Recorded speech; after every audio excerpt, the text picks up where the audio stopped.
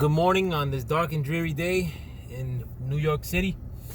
As always, I'm your file player, and I wanted to make a New York Jet video regarding what the Jets should be doing with their second round pick in this upcoming draft. I think the Jets are picking number 46 in the draft, but we have the luxury also of having a third round pick that was given to us by the New York Giants for Leonard Williams, in addition to our own third round pick. The third round pick from the Giants is coming in at number 3 in the third round, or number 4, and our own third round pick is probably 7 spots after that said Giant pick. So let me get into the meat and potatoes. And the reason I'm saying this too is because as a tactical decision, with what we do with these picks, that kind of factors in. Because I mean, if we don't get the guy that we want in the second round, I mean, we could try to address, or if we don't feel a need in the second round, we could try to address that need later on in the third round, where we'll be picking early. Let me get into the grim and gory though. I think tactically that the Jets should first and foremost address the tackle position in the second round. This doesn't factor, or it doesn't take into account. I mean, this also takes into account if we were to take a lineman in the first round. Doesn't matter. I think that given the circumstances and the talent that's available in this draft at the offensive tackle position, especially at the top of the draft, that we should double dip and take a one of the top 6 offensive linemen if they're there. And that would be Austin Jackson if he were to drop down, which I highly doubt. That would be Ezra Cleveland if he were to drop down, which I kind of doubt as well. But if one of those 6 guys were to drop down, from Mekhi Becton, Jedrick Wills, Andrew Thomas, or Tristan Wirfs, or Austin Jackson, or Ezra Cleveland, one of those guys are to drop down to the second round, which is very unlikely, I say we draft that first and foremost.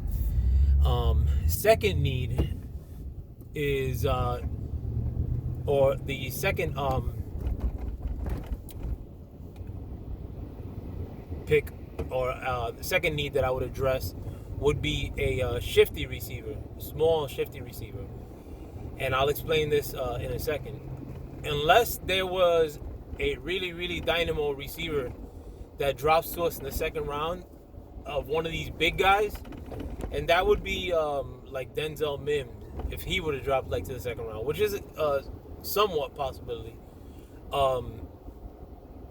Then I would use that second round pick for a shifty receiver or smaller receiver,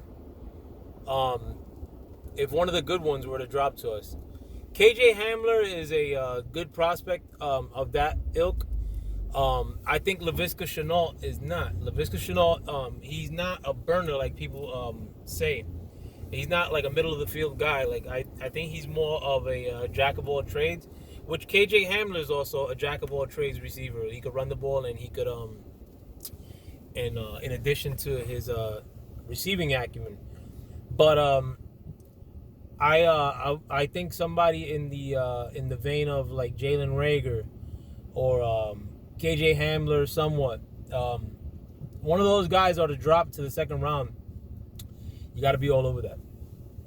Second, the third option that I would take is a dynamo pass rusher. Now, I think the chances of K'Lavon Chaisson dropping to the second round are like null.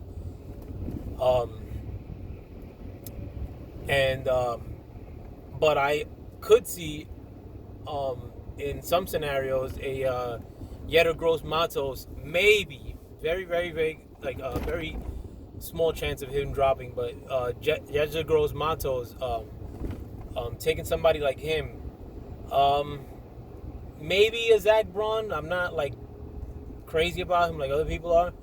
But if Curtis Weaver of Boise State, somebody I'm like nuts over, is to drop to that second pick of the Jets, then yeah, I'd give him strong consideration. I've said it before that I think Curtis Weaver, when he's on, has the best pass rushing ability in this draft, in my eyes. My final selection of what the Jets should be looking for in the draft with that second overall pick. I mean, the second round pick would be interior offensive lineman, and that's more so with the center position. The prospect I always mention is Lloyd Cushenberry. I think he could be there with that second overall, with that second round pick.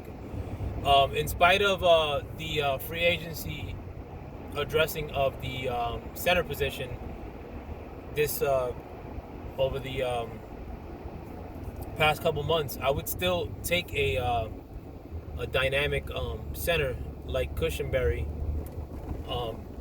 with that second pick. There's another interior offensive lineman. I think his name is Jonah Jackson from Ohio State that I kind of like there too. But I'm more honed in on Lloyd Cushenberry if he were to drop. I would give Lloyd Cushenberry to compete out of camp, and if not, swap him, compete for the center position out of camp. If not, I would be totally happy with him moving to the left guard or right guard position. I think he could play both in a bind, and the Jets are certainly in a bind, like with the offensive line that we have right now. But I would input Lloyd Cushenberry there and see how the year plays out. If the guy that we signed out of free agency beats him out, I mean, more power to him. But I think Lloyd Cushenberry could come out of camp and compete, if not win, the center starter job. And with the other guys that I mentioned, with us taking 2 offensive tackles in the draft, I know we addressed the tackle position with Font, but I don't care. Like, Font could be cut as early as next year based on the contract he was given. If I remember correctly, I don't want to misquote myself. I was looking at the contracts that we signed yesterday. A lot of the guys that we signed are cuttable this following year. And even if he's not cuttable, I tell him, like, it's tough. That's tough for you, Like, I'd see if I could switch one of the guys into the guard position, maybe Font, or maybe one of the rookies that we signed, maybe Austin Jackson. If we were to draft him, maybe he could play guard. I mean, I don't like him there, but while he's somewhat recovering from the bone marrow transplant that he gave his sister last year, maybe he's not fully recovered from that. Maybe that was one of the reasons why he didn't take another leap as far as his play last year. Maybe he was still recovering, and maybe you could switch him into the guard position while he gets acclimated to the league. But the signings that we've had, I think, have no bearing on like the drafting that I want to do as the Jets. And the reason that I mentioned the small shifty receiver before addressing a big receiver is because in this draft there's not going to be a lot of there's not like those small like shifty types are not going to be available as bountiful as the bigger target 6'4", 6'3" guys that are going to be available in the latter portion of this draft. There's going to be a lot of those big targets that are available. I've seen a lot of guys that might drop down to the 7th round, or that might even go undrafted, that have potential of being dynamic big target receivers in the NFL. But you know, your Devin Duvernay types, or your KJ Hamler or Jalen Rager, those smaller, you know, do-it-all receivers. There's not as many of them in the draft as they are those big target guys. You know, so I wouldn't like really change my draft strategy so much to draft like somebody like a Chase Claypool with that second round pick. Like, I wouldn't trip over myself. I'd be happy with Chase Claypool, but I wouldn't trip over myself and change my strategy if he were there, and take him rather than taking one of the people, like one of these shifty receivers or one of these other needs. I forgot to mention cornerback in one of my my needs. But here goes. I would also address cornerback if the right guy dropped. And believe it or not, I think that Diggs out of Alabama has the potential of dropping down to that second pick. There's a lot of people that are bypassing him as far as his draft stock goes. His tape is not, I mean, it's nothing like bananas. I mean, like, but I think he could fill a role like to play one of our cornerback positions. Do I think he could be cornerback 1A, like, or like, you know, for this team or a lot of other teams? I have my doubts, but would I take him in the second round? Absolutely. I think I'd take him. That could have been. I mean, if he were there in the second round, or a good cornerback would have dropped to us, and this is like, I think I have Amik Robinson as like the fourth or fifth best cornerback in this draft. And no, I wouldn't draft Amik Robinson in the second round. But I think that's reaching. But if somebody like Diggs were to drop down to us in that second round, yeah, let's do it. I'd take him.